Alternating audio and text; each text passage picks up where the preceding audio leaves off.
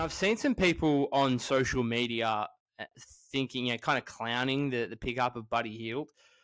I don't think there's actually any negatives to it whatsoever. Like, I don't think there's any negatives to it.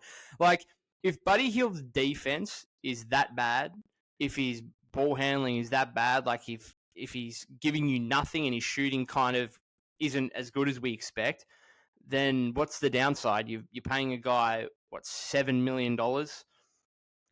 I don't know what the downside is. The Warriors have got enough depth to not have to rely on Buddy Hield. Now, I do suppose at the moment, given the current state of the roster, should Buddy Hield come in and like there's no second star like Markkanen or anyone else, then maybe, okay, yeah, there actually is some reliance on Buddy Hield to be a real go-to scorer off the bench. Like, I get that.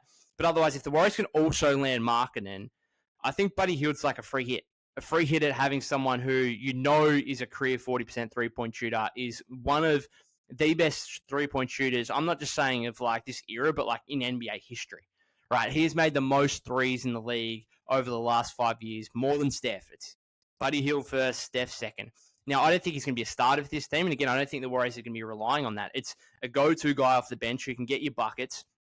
The upside is here that the Warriors are going to get someone for $7 million who has averaged over 20 points before in a season, who has, for the large part of their career, averaged over 15, 16 points per game. Even on a bad year last year, shot high 30s from three and averaged over 12 points per game, who in his last game, like everyone talks about how bad Buddy Hield's year, or not year, but half a season with the Philadelphia 76ers was. And it was. He was largely out of the rotation in the playoffs. His last game, game 6 of the first round of the playoffs, he had 20 points on 6 of 10 three-point shooting.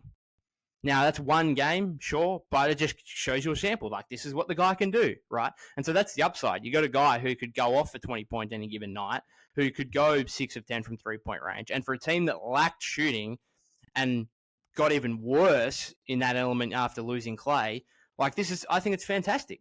I think it's absolutely fantastic. And again, you're going to pay a guy, I'm assuming they're going to absorb it into the remaining TPE. So Klay's TPE was $16 million essentially. Kyle Anderson gets 9 or 10 of it. Let's say 9 of it. And then Buddy Hield, what that means, he's going to have to get less than 7 essentially, or 7 or less, let's say.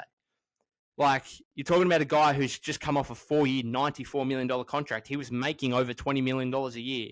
You are getting him for a third of that price. That's a huge discount on a guy who, in his last game for the 76ers, as bad as his stint with the Sixers went, had 20 points on 6 of 10 shooting. Okay, the guy can't defend, right? The guy can't defend. The guy can't really handle the ball, can't really play make for you, right? Maybe he might not have quite the high IQ to play in the Warriors system.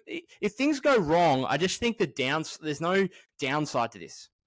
The downside is like, okay, you spent $6 or $7 million for 1 year on a guy who's like your 10th or 11th man. So be it.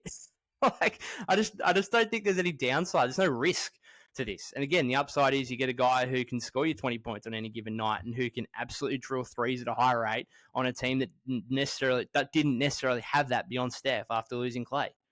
I think it's a very good move. And he's not necessarily, as I said, he's not going to be a starter. I think it's either going to be Melton or Pods as presently constructed in that 2-guard spot.